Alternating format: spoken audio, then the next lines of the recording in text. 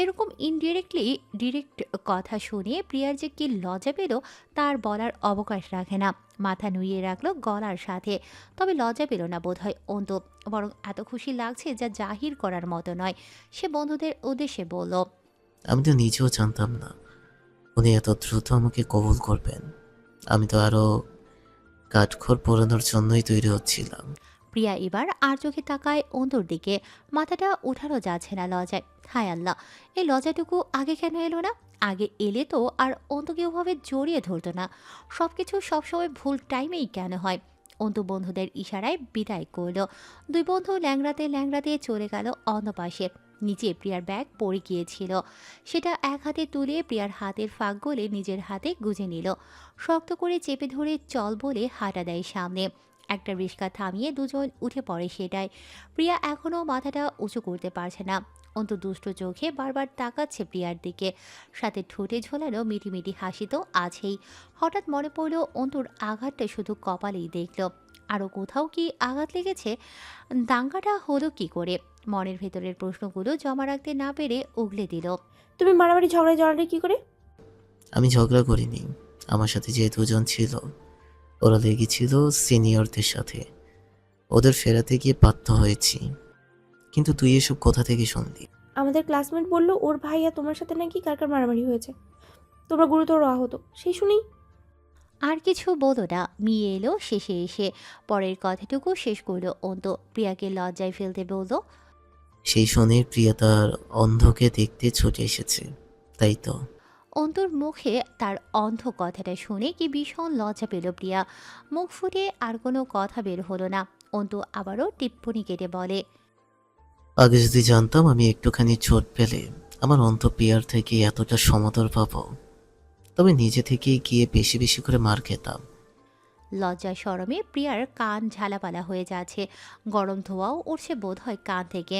এখন হয়তো প্রিয়ার কান বন্ধ করা প্রয়োজন, নয়তো ওই ছেলেটার দুষ্টু মুখ বন্ধ করা প্রয়োজন। এরকম সাদাসিধে ছেলেও নাকি এমন মুখ চালাতে পারে। একটু লজ্জাও করছে না? সব কি উল্টো হলো নাকি? যে প্রিয়ার মাঝে লজ্জার বালাই নেই সেই প্রিয়াই লজ্জায় মরে যাচ্ছে। ওদিকে যে লজ্জায় কারো সামনে কথা বলতে পারে না সে নাকি লাগাম ছাড়া বাজে কথা বলছে। একটুও লজ্জা করছে না। এলিগ্যান্ট রাইডার্স স্টুডিওতে বসে আছে পাঁচ বন্ধু। চারপাশেই মিউজিক ইনস্ট্রুমেন্টস এর ছড়াছড়ি।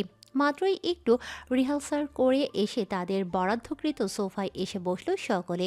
সামনের টেবিলটাতে ঠান্ডা ঠান্ডা ক্লেমন ক্যান রাখা। চারজনে একে একে নিজেদের ক্যান বুঝে নিল। গরমের মাঝে ঠান্ডা ঠান্ডা পানীয় দিয়ে গলাটা ভেজাবে এবার। কিন্তু একটা ক্যান ওভাবেই টেবিলে পড়ে রইল। পার্থর তেমন কোনো আগ্রহ নেই সেটা উঠিয়ে খাওয়ার। আগ্রহ নেই কোনো কিছুতেই। তার মন পড়ে থাকে নানান অযাচিত ভাবনাদের কাছে। এই যে এখনো কেমন করে বসে আছে, দু হাঁটুতে কোনোই ঠেকিয়ে আঙুল নিয়ে রেখেছে ঠোঁটের কাছে। চোখ আটকে আছে দূরের দেয়ালে। চেহারা দেখেই বোঝা যাচ্ছে কোনো ভাবনায় সে বোধ হয়ে আছে। বন্ধুর এমন মনমরা অনাগ্রহ ভাব দেখে চার বন্ধু বিচলিত হলো। ওরা কয়েকদিন ধরেই খেয়াল করেছে পার্থর কোনো কিছুতেই তেমন মন নেই। স্টুডিওতে থাকলে আসতে চায় না। আড্ডা দেওয়ার জন্য বাইরে ডাকলেও নাকচ করে দেয়। কদিন পর কনসার্ট আছে একটা, তাতেও তেমন আগ্রহ নেই। কেমন ঢিলেমি ভাব সবেতে। হৃদয় ক্যানের মুখে চুমুক বসিয়ে খুবই বিজ্ঞ স্বরে বলে উঠল, কিরে মাম্মা, তোর কি হয়েছে বলতো? এমন বেডি মানুষের মতো চাপায় হাত দিয়া কি আকাশ পাতাল ভাবছস?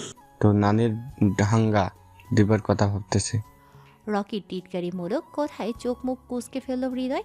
পাশেই বসা ছিল রকি। ওকে পা দিয়ে লাথি দিয়ে বলল, যা শালা, সব সময় নাই রে টাসোস কেন?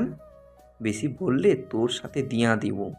আমার নানি তোর ইতালিয়ান ফার্মের মুরগির থিকা বেশি সুন্দর। রকি হৃদয়ের মাথায় চাপড় মেরে বলে, চুপ শালা, তোর নানিরে তোর নানার লইয়াই হাঙ্গা দে। আমার ইনারা ওসব বাঙালি লুতুপুতু মার্কা মেয়েদের থেকে ভালো।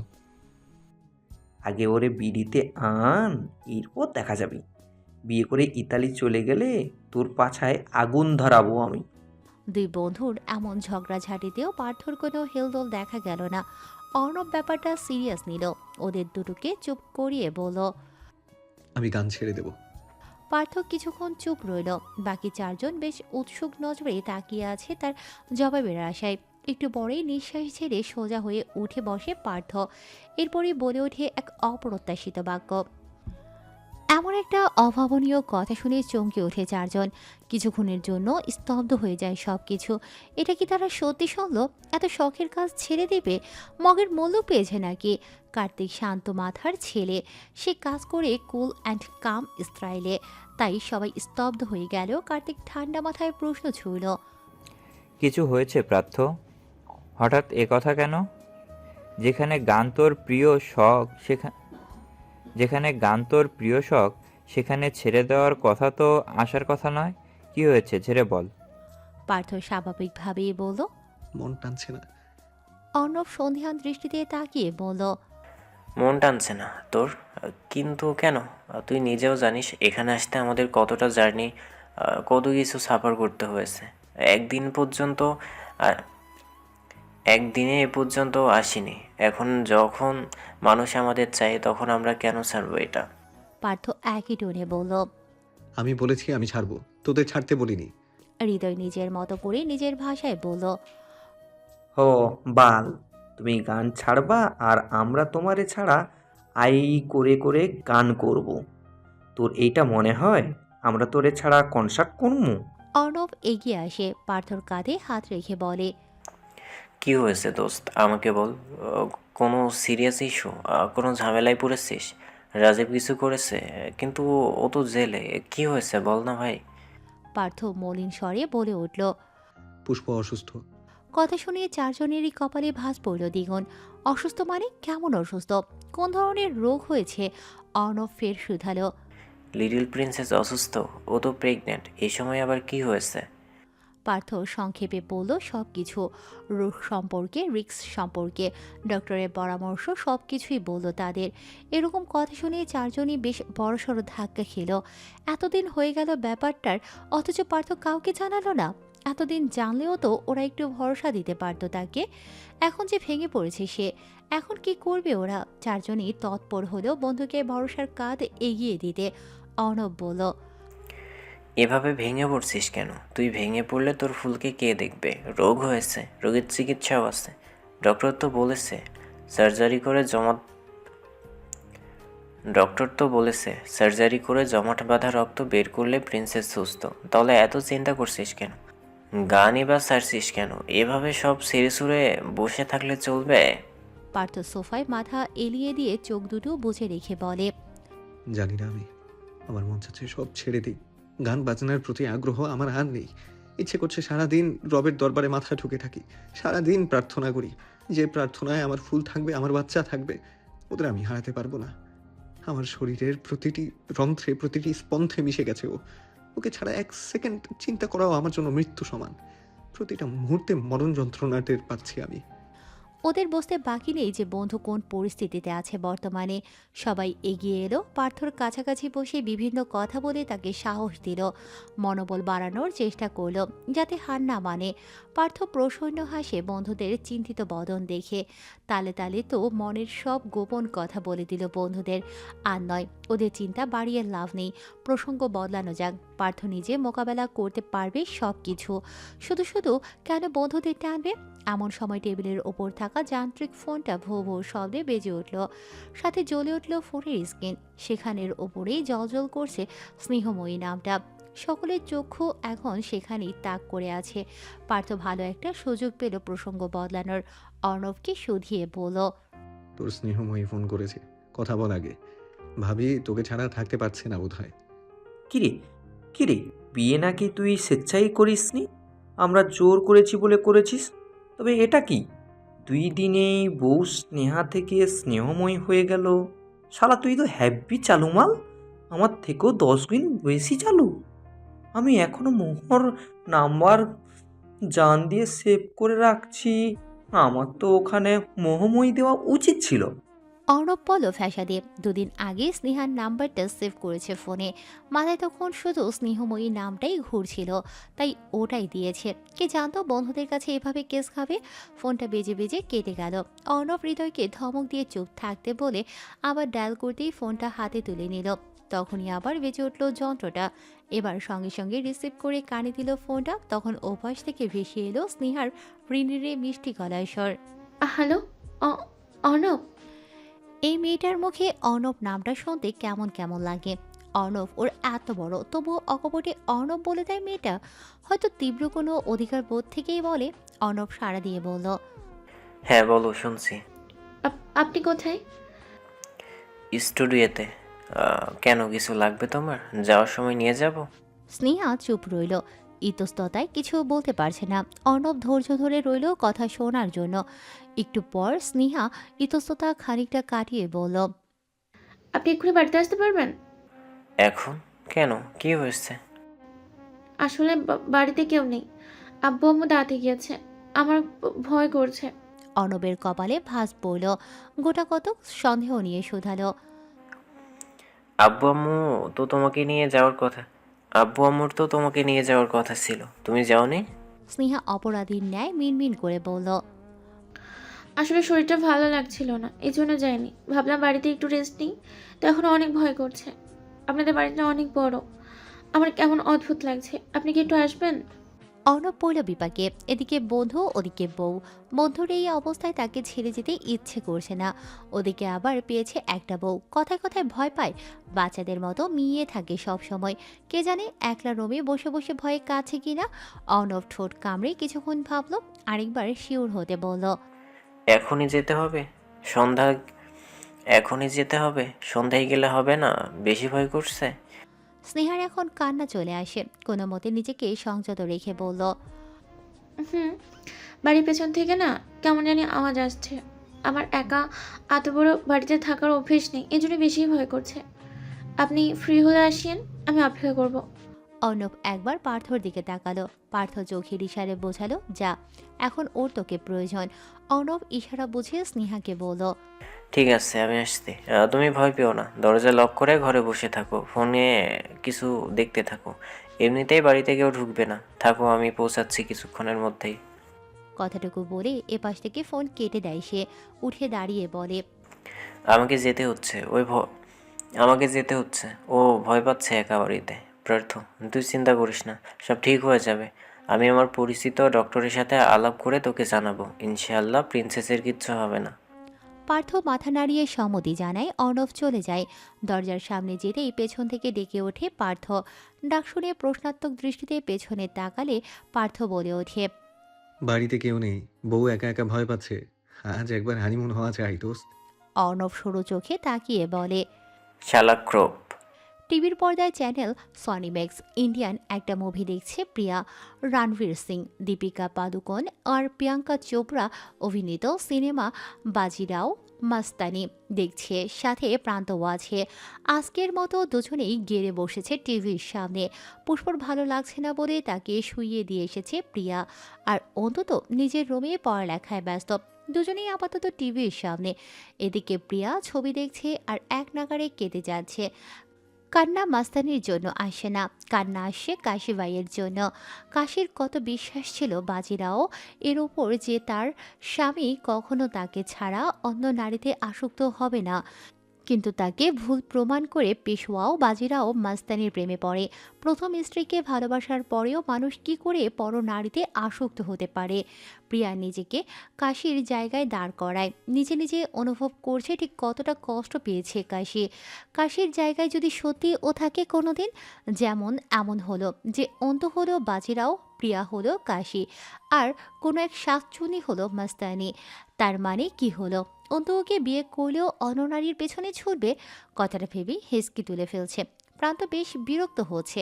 নাক মুখ কুচকে বিরক্ত প্রকাশ করে বলল, আপু, তুমি থামবে? এটা দেখে তো কাদার কি আছে? তোমার জন্য ছবির ফিল নিতে পারছি না। প্রিয়া ফুঁসে ওঠে। তুই চুপ কর। তুই কি বুঝবি মেয়েদের কষ্ট? তুইও বাজুরায়ের মতো দুইটা বিয়ে করতে চাস, সেই জন্যই তো ফিল করতে চাচ্ছিস। সব ছেলেই এক। বলেই নাক টানলো। তখনই পাশে এসে বসে অন্তু। হতাশ ভঙ্গিতে হাত বাড়িয়ে রুমাল এগিয়ে দেয়। অন্তু রুমালগুলো রাখেই বোধহয় প্রিয়ার জন্য। ওর নিজের কাজে আসে না একটাও, প্রিয়ার কাজেই লেগে যায়। প্রিয়া অন্তর দিকে ক্রুদ্ধ চোখে তাকায়, ওকে দেখেই সেই হৃদয় বিদারক দৃশ্য চোখে ভাসে। প্রিয়া দরজার সামনে দাঁড়িয়ে, দরজার বাইরে দুজন নবদম্পতি, তারই বড় অন্ত আরেকটা শাকচুনি বিয়ে করে এনেছে। দিনের বেলায়ও এমন স্বপ্ন দেখে আত্মা কেঁপে ওঠে, সব ক্ষোভ যায় অন্তুর উপর। রাগে মুখ বাঁকিয়ে বলে অন্তুর অসহায় স্বর। আমি আবার কি করলাম? প্রিয়া চোখ মুছে বলে, লাগবে না তোমার রুমাল, যাও এখান থেকে। তুমিই নষ্টের মূল, কারণ তুমি ছেলে। অন্তু অবাক না হয়ে পারে না, এটা কেমন ধরনের কথা? মেয়েদের কমন সেন্স কোথায় থাকে? আদৌ কি থাকে, নাকি এরই শুধু কমন সেন্স নেই? কী সব লজিকলেস কথা বলে সব সময়। সে ভ্রু কুঁচকে বলল, আশ্চর্য, এখন কি আমাকে মেয়ে হতে বলছিস? তাই হওয়া উচিত। মেয়ে হলে বুঝতে মেয়েদের কষ্ট কত। প্রিয়ার চোখে এখনো জল পড়ছে। অন্তু আর ফাও প্যাচালে গেল না, নিজে থেকে এগিয়ে গিয়ে প্রিয়ার মুখটা হাতে তুলল, অন্য হাতের রুমাল দিয়ে খুব যত্ন নিয়ে ভেজা চোখ মুছিয়ে দিল। আশকারা দিয়ে জিজ্ঞেস করল, কি হয়েছে বল আমাকে, এত কাঁদছিস কেন? ছবিতে এমন কি আছে যার জন্য এত কাঁদতে হবে? আশ্চর্য। অন্তর আদর মাখা স্বরে গলে যায় প্রিয়া, ঠোঁট উল্টে ভাঙা গলায় বলে, তুমি আমাকে বিয়ে করে এভাবে ভুলে যাবে, তাই না? তারপর আরেকটা বিয়ে। অন্তু রেগে যায়, মাঝপথেই আটকে দেয় প্রিয়াকে, খানিক ধমকের স্বরে বলে, এসব আজয়েরা কথা তোর মাথায় আসে কি করে? সবাইকে এক ভাবতে হবে কেন? আমাকে এমন মনে হয় তোর? তুই আজ পর্যন্ত কখনো দেখেছিস তোকে ছাড়া অন্য কোনো মেয়ের দিকে ঝুল ঝুল চোখে তাকিয়েছি? মিনিট, তোমরা এগুলো কি করছো? ভাইয়া তুমি আপুকে কি বললে? আপু কি বললো তোমরা বিয়ে করবে? তোমাদের মাঝে কি চলে? গেল, সব গেল। ওদের সামনে যে প্রান্ত নামের ইস্ত্রে পাকা একটা ছেলে বসে আছে, এটা তো ওরা ভুলেই গেছে। এর সামনে ওদের গোপন তথ্য ফাঁস হয়ে গেল। এবারে এই কটাকে কি করে সামাল দেবে? অন্তু শুকনো ঢোক গিলে প্রিয়ার থেকে দূরত্ব রেখে বসে, গলা ছেড়ে ছোট ভাইয়ের উদ্দেশ্যে বলে, কি কি চলছে? কিছুই চলছে না। বাথরুমে বাদ দিয়ে পড়তে যা, যা। প্রান্ত দু হাত বুকের কাছে ভাঁজ করে বলে, আমাকে এতটাও বোকা ভেবো না ভাইয়া, আমি জানি তোমরা প্রেম করছো, একই বাড়িতে থেকে দুজন প্রেম করছো। ছি। প্রিয়া খপ করে প্রান্তর মুখ চেপে ধরে ভয়ে ফিস ফিস করে বলে, আসতে বল ভাই, আমার কেউ শুনলে কেস খাবো। আমরা প্রেম করবো কেন? আসলে বন্ধের মাঝে হঠাৎ ফিউচার হাজবেন্ড দেখতে পেলাম, তাই দুঃখ প্রকাশ করলাম। আর ও একটু সান্ত্বনা দিল আমাকে, এর বেশি না।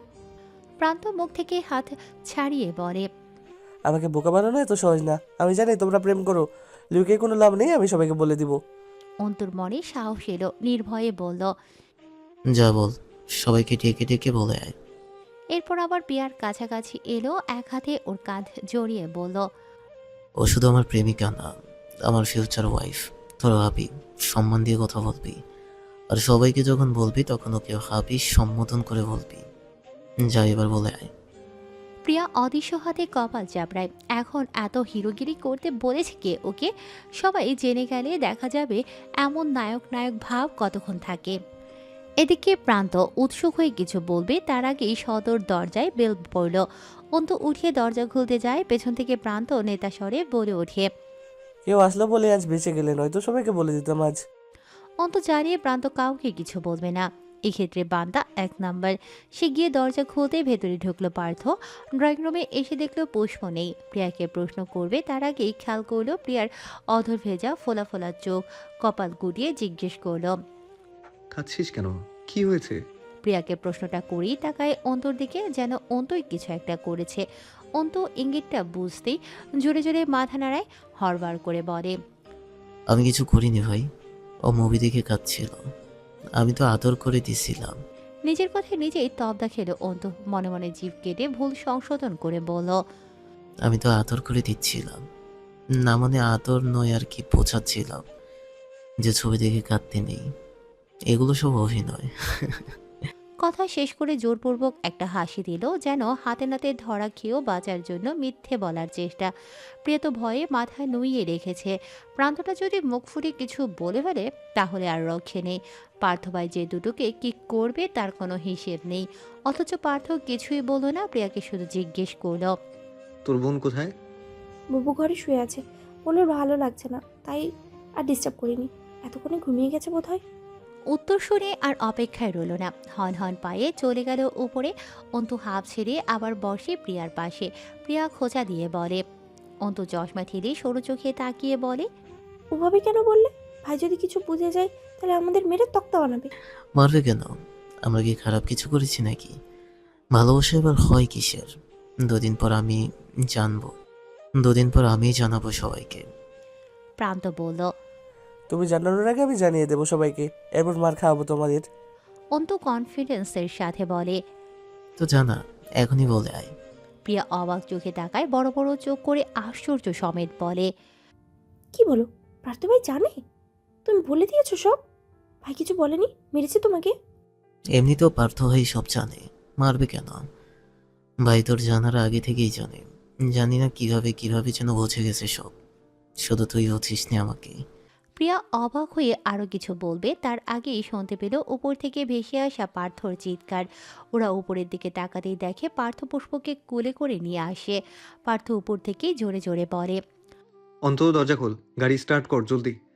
পুষ্প পার্থর কোলের ওপর কাতরাচ্ছে ব্যথায়, চোখ দিয়ে টপ টপ করে মারি পড়ছে। অন্তপ্রিয়া কিছু বুঝলো না কি হয়েছে, শুধু বুঝলো পুষ্পর কিছু হয়েছে।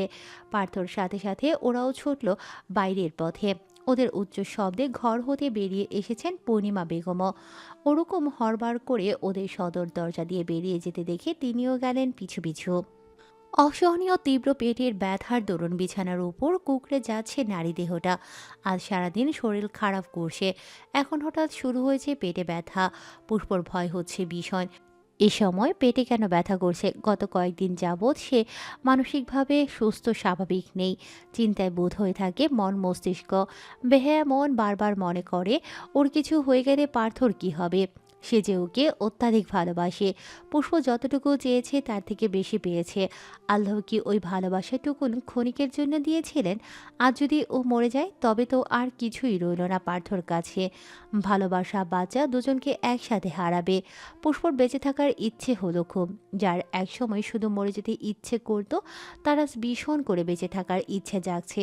স্বামী সন্তান নিয়ে সুখে সংসার করতে বাঁচতে ইচ্ছে করছে, কিন্তু পেটের অসহনীয় ব্যথা সেটা কি তাকে বাঁচতে দেবে? ব্যথার প্রকোপে জোরে জোরে ডাকতেও পারছে না কাউকে। যেটুকু গলার স্বর বের হচ্ছে ওটুকু নিচে পৌঁছচ্ছে না। এলাচি বিছানায় কাতরাতে থাকা পুষ্পর এদিক ওদিক অস্থির হয়ে ঘুরছে। অবুঝ বোবা প্রাণীটি কি করবে সে নিজেও বুঝছে না।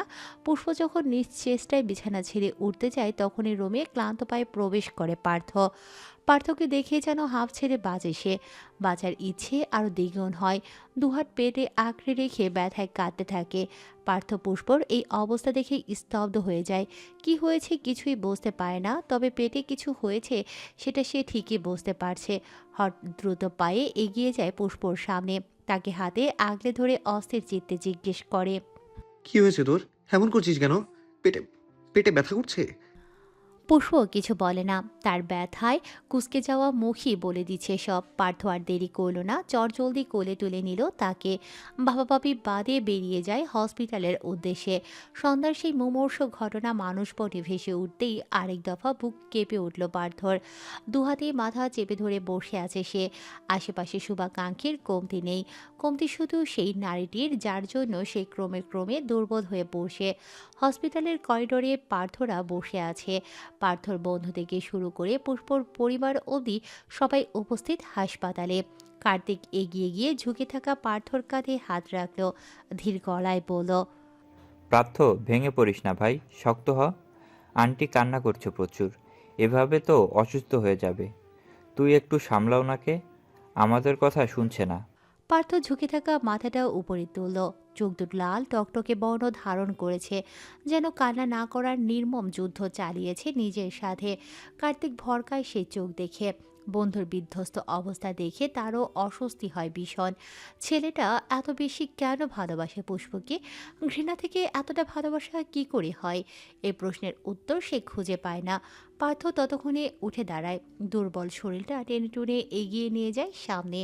পুষ্পর কেবিনের বাইরে কেবল ওর বন্ধুরা আর পুষ্পর বাবা প্রত্যয় এহসান ছিল। বাকি সবাইকে ওয়েটিং রুমে রাখা হয়েছে। পূর্ণিমা বেগমও সেখানেই আছেন।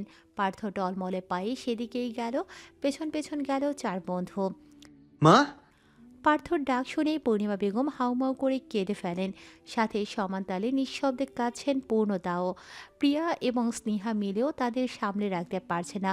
যখন তারা পুষ্পর রোগ সম্পর্কে জানতে পারে তখন থেকেই আতঙ্কে কাটা দিয়ে উঠছে শরীর, চাইলেও নিজেদের সংযত রাখতে পারছে না।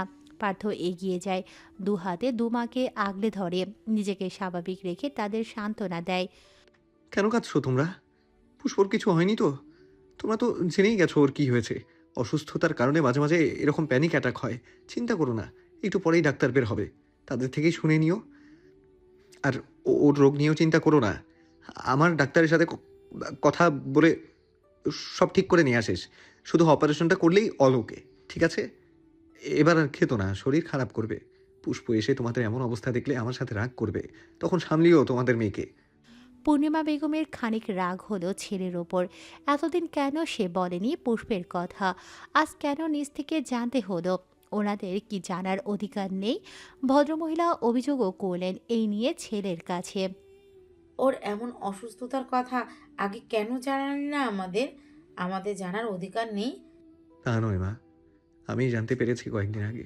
আমি বলতাম সবাইকে, শুধু সময়ের অপেক্ষা করছিলাম। তার আগেই সব জেনে গেলে। আর এত সিরিয়াস নয়, এজন্য জানাচ্ছিলাম না। অকপটে মিথ্যেটুকু বলে ফেলল সে। হার্টের রোগী মাকে বেশি চিন্তা দিতেও ভয় হয় তার। সবাই যদি তাকে ছেড়েই চলে যায় তাহলে সে কী নিয়ে থাকবে? এই ভয়ে কাউকে বলতে চায়নি সে। কিন্তু নিয়তিতে তো অন্য কিছু ছিল। আকাশে চাঁদ উঠলে যে কখনো ঢাকা থাকে না, একসময় মেঘ সরে গিয়ে চাঁদের দেখা মিলবেই। এটা তার বোঝা উচিত ছিল। শেষমেশ দুজনকে সান্ত্বনা বাণী বুঝিয়ে আবার সেখান থেকে উঠে গেল পার্থ। ওদিকটা দেখতে হবে বলে যেভাবে এসেছিল সেভাবেই চলে গেল। পা দুটো টলছে তার, শরীর সায় দিচ্ছে না এগিয়ে যেতে। দুশ্চিন্তার দরুন দুর্বল হয়ে পড়ছে শক্তপোক্ত দেহখানা। তবুও সে হাঁটল। মাঝপথে একবার পা টলে গিয়ে পড়তে নেয়, বন্ধুরা তাকে ধরে ফেলে। সে মুচকি হেসে আবার হাঁটা দেয় নিজ উদ্যোগে। কাউকে ধরতে দেয় না। সে কি দুর্বল নাকি? সময় ও পরিস্থিতি তার একটু শক্তির পরীক্ষা নিচ্ছে। এই তো ডক্টর শারমিন কেবিন থেকে বের হলো রাত প্রায় 8:30টার দিকে। পুষ্পকে এখানে আনা হয়েছে সন্ধ্যা 7টারও আগে। ডক্টর মুখের সার্জিক্যাল মাস্ক খুলে থুতনিতে ঝুলিয়ে রাখলেন। পার্থ নিজেকে কোনো মতে তুলে ডক্টরের সামনে বিধ্বস্ত রূপে দাঁড়ালো। পার্থর বিচলিত প্রশ্ন জর্জরিত মুখ দেখে আর কিছু বলতে হলো না তাকে। ডক্টর নিজেই বলতে শুরু করলেন। মিস্টার পার্থ চৌধুরী, কথাগুলো মনোযোগ দিয়ে শুনুন প্লিজ। হাইপার হবেন না। পেশেন্টের ক্রনিক সাবডুরাল হেমাটোমার কারণে মস্তিষ্কে চাপ সৃষ্টি হয়েছিল। এটা ইন্টারক্রনিক্যাল প্রেশার বাড়ার কারণে অটোনোমিক সিস্টেমে ডিসরাপশন হয়। ফলে ইউটেরাইন ব্লাড ফ্লো কমে গিয়ে প্লাসেন্টার কার্যক্ষমতা বিঘ্নিত হয়। এরকম পরিস্থিতিতে ফিটাস পর্যাপ্ত অক্সিজেন পায় না এবং স্যাডলি স্পেন্টেনিয়াস অ্যাবর্শন ঘটে যায়। একটু থেমে ফের বললেন। বাচ্চা আর নেই মিস্টার চৌধুরী, আপনার স্ত্রীর মিসক্যারেজ হয়েছে। বাচ্চারা আর নেই। কতটুকু কৌরকৌর হতে গায়ে কাঁটা দিয়ে উঠল সকলের। প্রত্যয় সাহেব ভেঙে পড়লেন কান্নায়। কার্তিক রকি গিয়ে তাকে ধরল।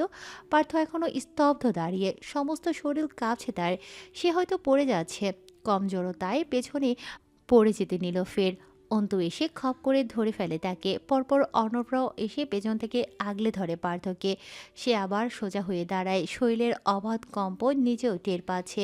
রক্ত জবান্নের লাল চোখে অশ্রুদের দখলদারি। টপ টপ করে কয়েক ফোঁটা নোনা তরল গড়িয়ে পড়ল কপল বেয়ে। ডক্টর দেখল তার অশ্রুসিক্ত নয়ন জোড়া। কে বলবে ছেলেরা কাঁদে না? ছেলেদের কাঁদতে নেই, ছেলেরাও কাঁদে। তাদেরও কষ্ট হয়, তাদেরও কাঁদা উচিত। ডক্টর শারমিন এই ডক্টরি পেশায় এসে বহু পুরুষকে কাঁদতে দেখেছেন। হাউমাউ করে বাচ্চাদের মতনও কাঁদতে দেখেছেন। পার্থ তখন সিক্ত নয়নে তাকিয়ে ভাঙা গলায় অস্পষ্ট স্বরে জিজ্ঞেস করল, আমার ফুল? ফুল বলাতে তিনি বুঝলেন না। ভ্রু কুঁচকে প্রশ্ন করবে তার আগেই পাশ থেকে অর্ণব বলল, মানে ওর স্ত্রী পুষ্পর কথা জিজ্ঞাসা করছে। ওর কি অবস্থা? ও ঠিক আছে? ঠিক আছে, তবে সামনে ঠিক নাও থাকতে পারে। শুধুমাত্র অতিরিক্ত চিন্তার ফলেই অ্যাক্সিডেন্টটা ঘটে গেল। তিনি যখন জানবেন তার গর্ভে তার সন্তান নেই তখন হয়তো আরও ভেঙে পড়বেন এবং এটি তার জন্য সর্বনাশ ডেকে আনতে পারে। মিস্টার চৌধুরী, আপনাকে দ্রুত সব করতে হবে। নিউরোসার্জনের সঙ্গে যোগাযোগ করুন। ইমিডিয়েটলি অপারেশনের ব্যবস্থা করুন। ডক্টর ইফতেখারকে আমি আপনার কাছে পাঠাচ্ছি। পরামর্শ করে নেবেন। পার্থর শরীর থরথর করে কাঁপছে, শ্বাস নিতে পারছে না কেন, দম বন্ধ হয়ে আসে, বুকের ভেতরে তো চাপা লাগছে কেন, মনে হচ্ছে ভারী কিছু রেখে দিয়েছে কেউ। সে আবার রোধ হয়ে আসা কণ্ঠে জিজ্ঞেস করল, একটু দেখা করতে পারবো? পারবেন? কিছুক্ষণের মধ্যে অন্য রুমে শিফট করা হবে, তখন দেখা করে নেবেন। নিজেদের খেয়াল রাখুন এবং আপনার স্ত্রীকে যথাসম্ভব চিন্তামুক্ত রাখার চেষ্টা করুন। আসি। ডাক্তার চলে গেল। পার্থ সেখানেই দাঁড়িয়ে রইল পাথর বনে। স্তব্ধ ভাইকে দেখে অন্তু পেছন থেকে মলিন কণ্ঠে ভাই বলে ডাকলো। পার্থর ধীরে মাথাটা অন্তুর দিকে ঘুরিয়ে বলল,